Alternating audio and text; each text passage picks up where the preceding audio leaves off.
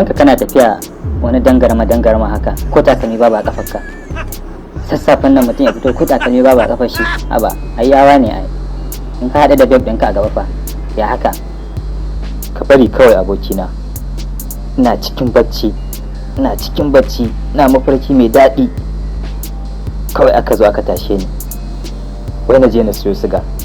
Ka ji fa, duk girman nan nawa dan ni ne kawai dan auta a gida, shine aka tashi na je na siyo siga da sassafen nan.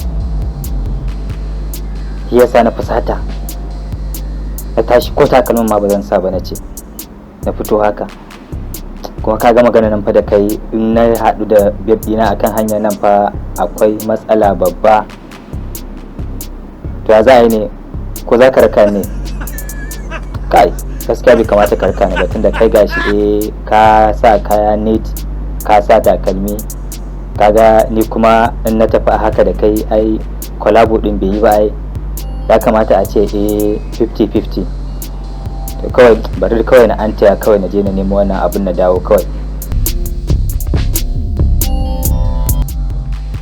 Duk girman kato, ko da a ce tsayinsa ya kai tsayin falwaya, ko da a ce faɗinsa ya kai faɗin bishiyar kuka, bai huce a aike shi a gidansu ba.